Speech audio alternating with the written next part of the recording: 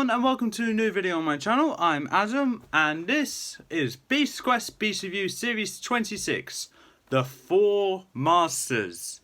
Now, the reason why I'm doing this video instead of a Doctor Who review, which I have to do at some point, I'm deciding to do this for the simple reason, I need to get this done before a certain date because I got plans with Beast Quest involving Beast Quest, which I need one of the books for, and I thought it'd be best to get the review out for it before I get that video out, or that video comes out, I meant. So, with that being said, Series 26 review. So, little thing we're going to say about this. The stuff that's going to happen in this review is my opinion, and if your opinion's different, then that's alright. This is just some guy reviewing the beasts, hence Beast Review. So a little bit of a new thing that I'm going to be doing to these reviews. I know I can't remember if I did it with Series 25, but I'm going to be giving the percentages of the total scoring at the end of each series from now on. I think I did it, I know I did it at some point, with the previous seasons and say what each of them got before then. If not, then oops. But when we get done with this, I'll say which one is the high percentage, just in case if I didn't. Okay, so let's get into this. So starting with the first book is Technos, the Ocean Crawler. So design is a 7 out of 10. I like how ferocious it actually looks, and the detail on its shell as well as its fins as well. I like the spikes going along the outside of its fins, as well as the spikes going all over its shell, making it a really rough, uneven surface, which is actually quite cool. The abilities are an 8 out of 10. It is very incredibly defensive. Its fins can be used as like, I don't know, sheets of metal, or just smashing against wood, breaking it. And it can stand on its hind legs, fall forward, and flatten anything in its path. Pretty cool, and its jaws are incredibly strong. I think that's been a bit generous with the abilities there, but okay. The fight is an 8 out of 10 for the simple reason. I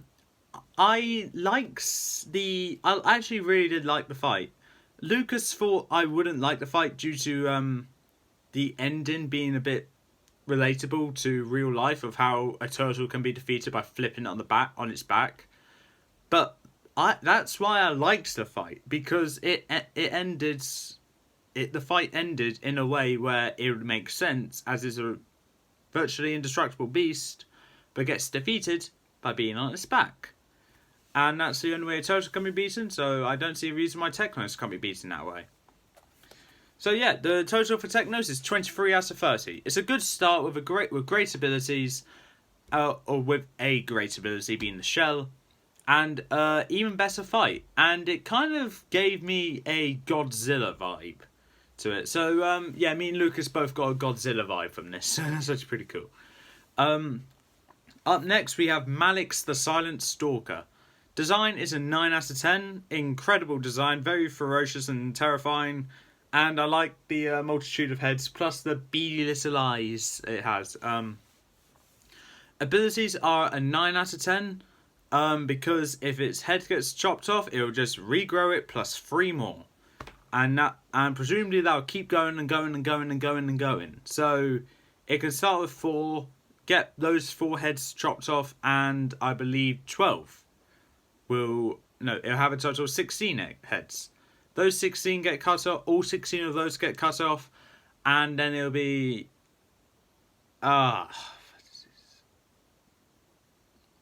64 heads. Keep going like that. It's like the Hydra from Hercules, and that's pretty cool. And each head can spit venom from its teeth, and every organic victim it touches, it'll just encase them in wood. So kind of trapping them. And its teeth are incredibly sharp as well, and it's pretty safe to say, as is a snake, like every other snake beast, it's probably very agile. The fight was an 8 out of 10. It was honestly the weakest weakest attribute, but it doesn't change the fact it was quite an alright fight, better than Technos in my opinion.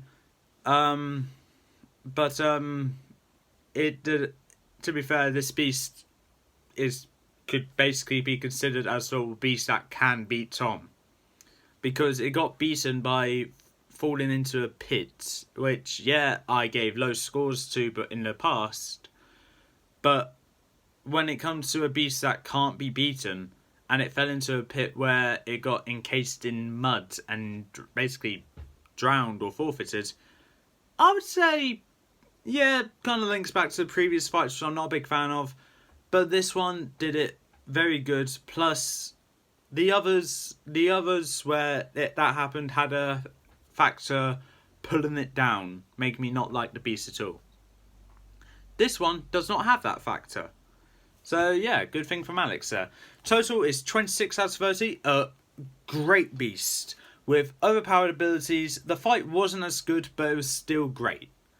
Now, to some extent, I would say Malik's is like the new generation version of Sultra, and the new generation version of Arcano, which is the specials version.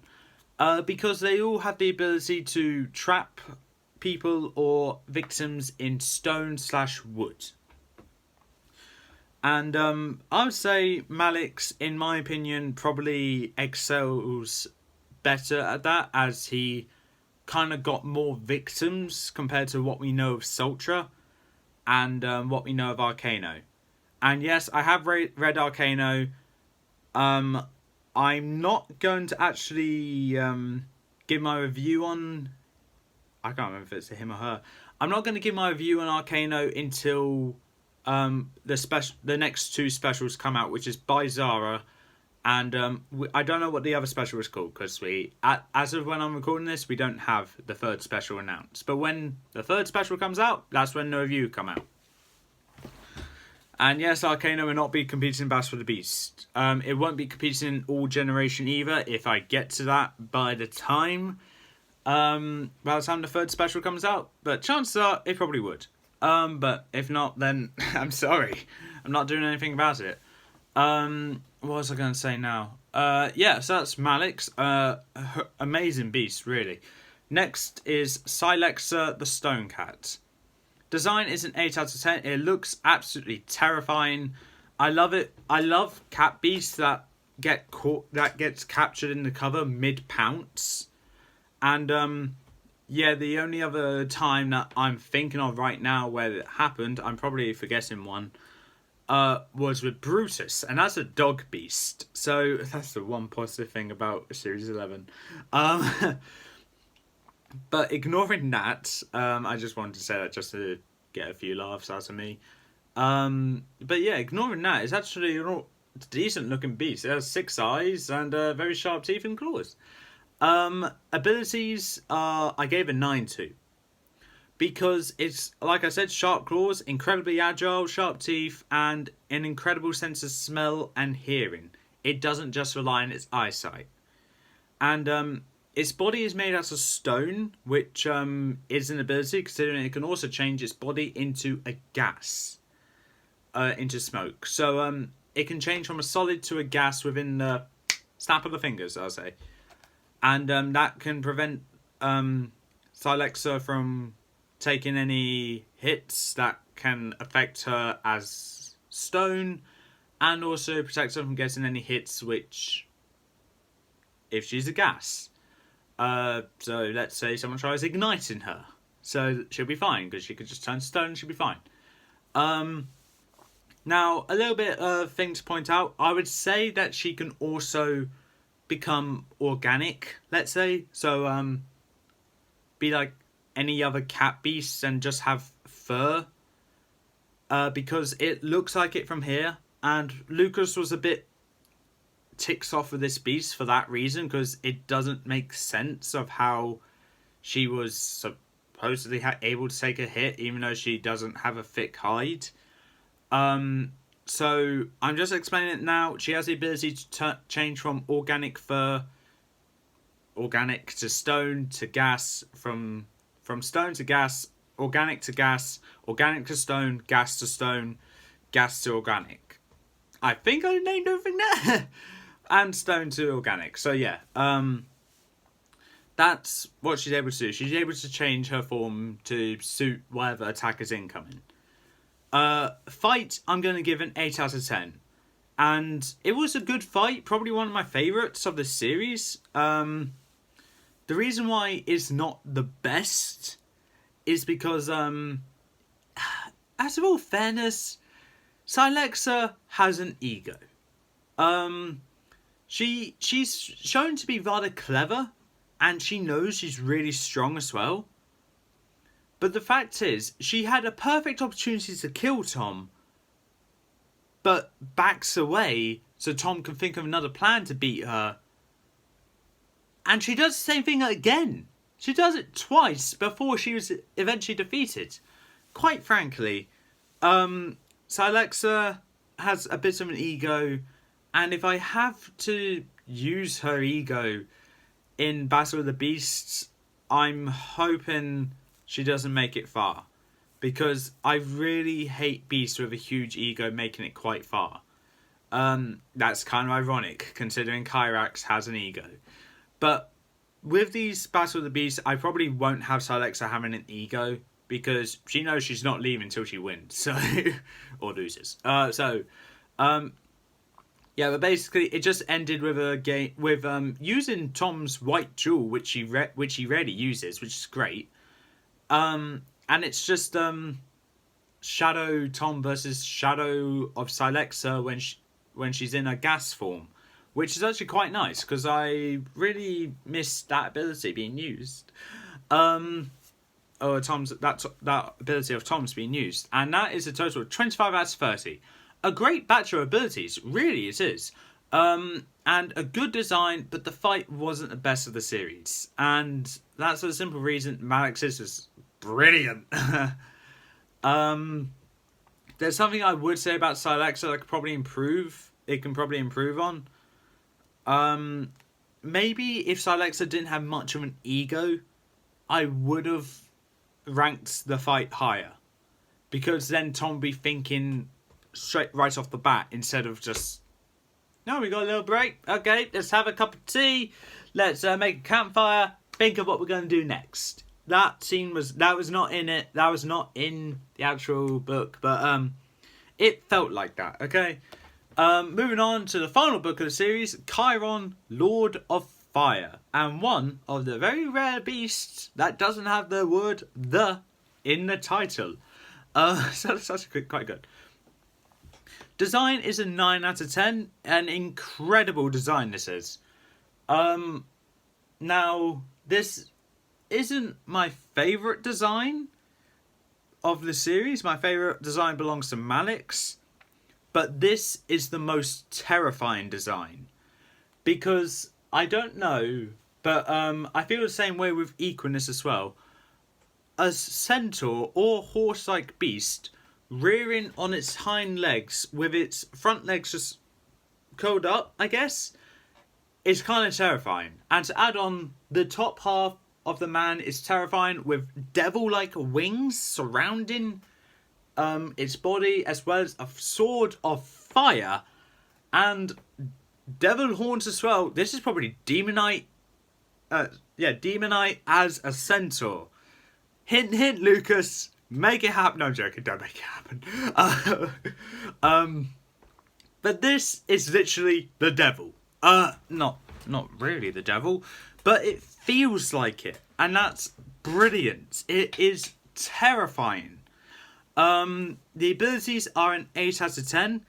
Unfortunately, the abilities are the weakest aspect here. Even it is incredibly agile. It can fly.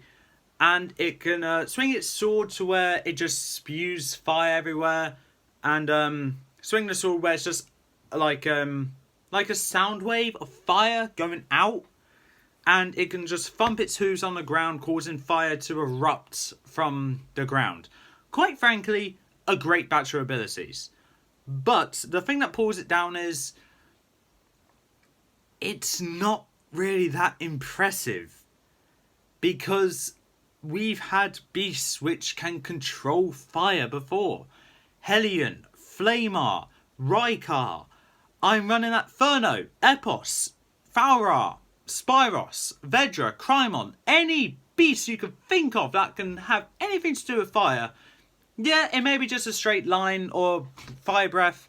This one can control fire, hence Lord. But I honestly do not think it deserves the title of Lord of Fire. Really, if we're going to have a beast that deserves the title Lord of Fire, I want more than just sound waves of fire. Little fire splashes, fire erupting from the ground. I want more than that. I may be sounding a bit spoiled here. But come on. It would be brilliant. I want, if we're to have a proper god of fire, I want them to use a bunch of abilities that have fire. Kind of like Ospera does with what I did with Ospera and Battle of the Beasts. I made sure all of her spells had something to do with fire. Because that's the impression I got when I read the book. The impression I got of Ospera is that all of her spells had something to do with fire. And quite frankly, Kyrax is lucky he survived against Ospera. But still, when we see a fire beast, because I love the colour red, I don't know what gives you that impression, I would always want to try and go as far to the farthest lengths I can to make the fire like intriguing, great. And unfortunately, with what I was getting from this book, it didn't deserve it. And it didn't deserve the title Lord of Fire. It just depends what I think I can do with Battle of the Beasts with Chiron. I think he'll do fine. Quite frankly, I do. But I do believe there's another beast that deserves to be called Lord of Fire. Anyway, moving on. The fight is a 9 out of 10. The fight, quite frankly, lasts half the book. And as of now times of Beast Quest, and I really am going to regret saying this, that's good. That's good that the fight goes through half the book. And I like a long fight. I like a drawn out fight. I like a fight that goes on all terrains. Air, sea. This one was just on land. But it was inside a volcano that was collapsing in on itself due to the destruction that was happening inside of it. That's what made it so good, because the stakes were so high. And that was, quite frankly, quite good. And I honestly appreciate it for that. Even though it wasn't the kind of things that I normally count as a great fight, it delivered. So yeah, Chiron may have not what I consider great abilities, but no, not great, but I don't mean not great, but what I don't consider as fantastic abilities. I would really want to see more for a Lord of Fire. I hope someone can actually agree with me, but I hope you guys can actually understand where I'm coming from. This is my opinion after all. Total for Chiron is a 26 out of 30.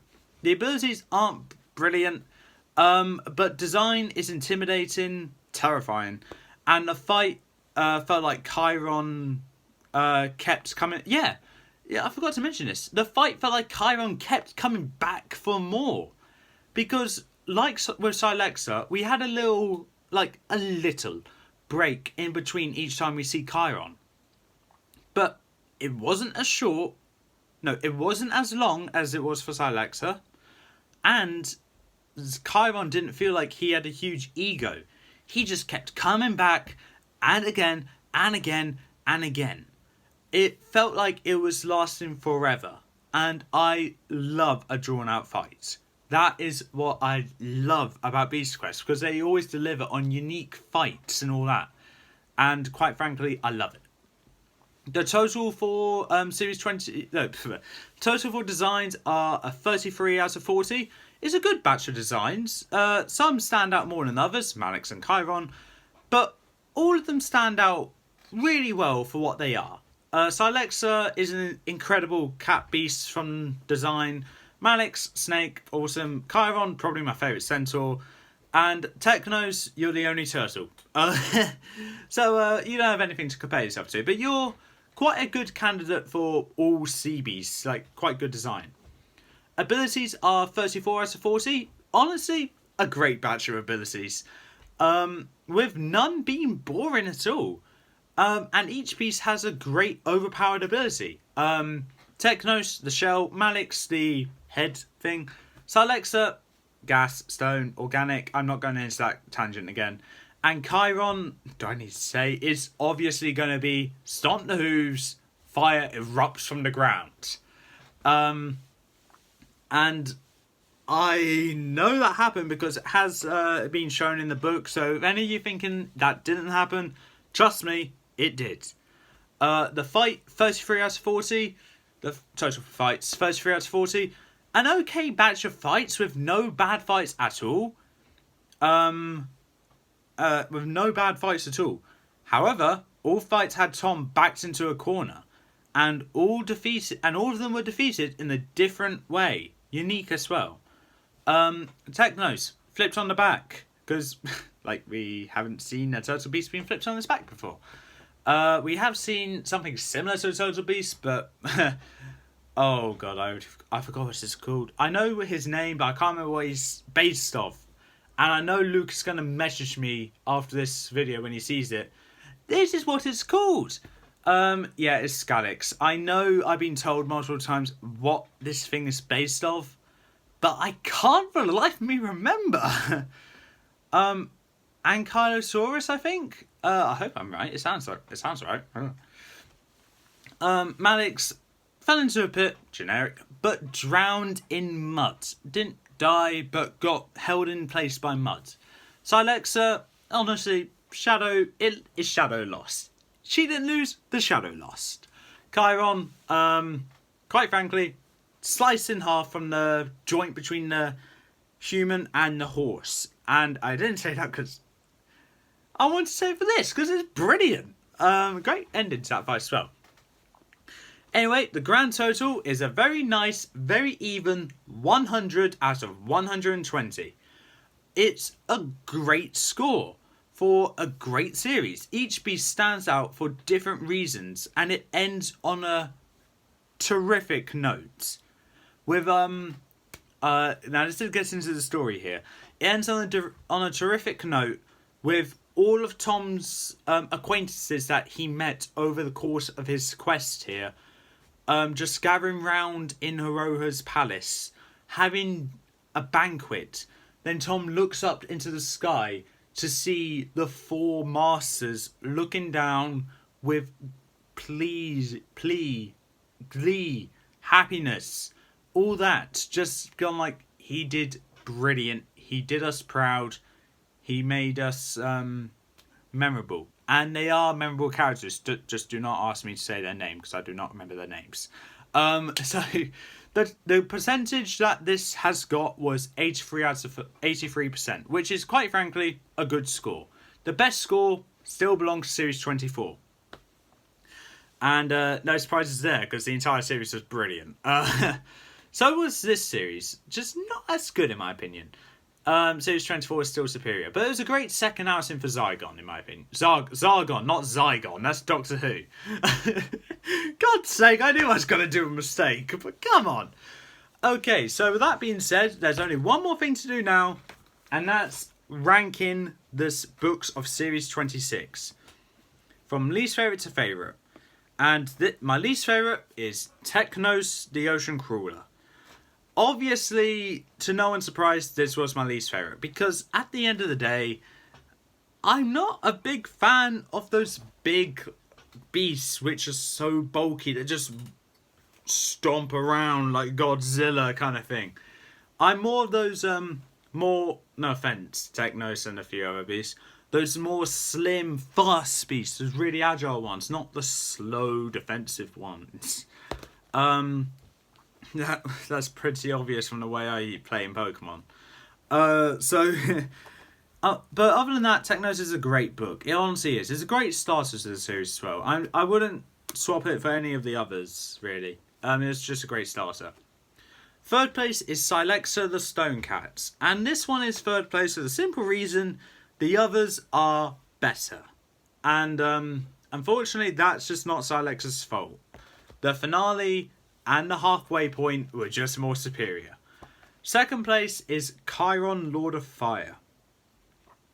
Now, as much as I love the design and the fight, as I said, the abilities do not make it seem like it's the Lord of Fire.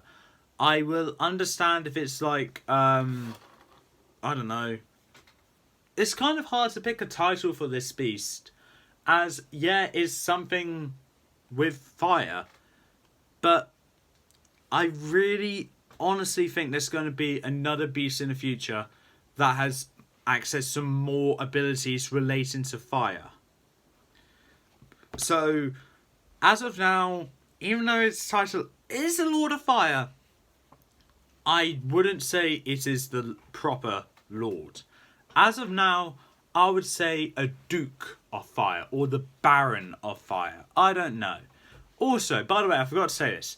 Chiron is fused as a Pegasus beast, I believe, to Zargon. And what we're seeing here is going to be what I'm going to be using in Battle of the Beasts. No questions asked. I'd rather use the Centaur than the Pegasus. There does leave a plot hole in Technos, but I'll leave Lucas to explain that. Just go to his review. Done. He'll explain that. So, yeah, moving on. Last book, and obviously my favourite of the series, Malik's The Silent Stalker. Honestly, it comes to no surprise this was my favourite book of the series. It's Lucas's favourite of the series. It's my favourite of the series. And like Lucas, there's probably no change in that. This beast is broken. And I don't mean broken as in stupid broken, like, oh no, I broke this thing. No, it's broken as in overpowered broken. The more times it gets chopped off, the more heads it gets. That's not how logic works, but I'm not going to argue. This is probably the first proper Hydra beast we got. And I'm saying first proper because technically Naga can be a Hydra. But the thing is for Naga though, he can't regrow his heads. Malik's can. All these beasts, quite frankly, will lead to great opportunities that I can have in Battle of the Beasts, really. And I am so glad all four of them exist, really. I like all four of these beasts. Unfortunately, I do have to pick a favourite. That is still Malik's. I'm probably going to stay being Malik's. But with that being said, that's all for this time. If you like what you saw, leave a like, leave a comment, don't forget to subscribe. Press the little notification bell down in the corner below. This is probably one of my longer reviews, and I'm really glad about that. Until then, I'll see you next time.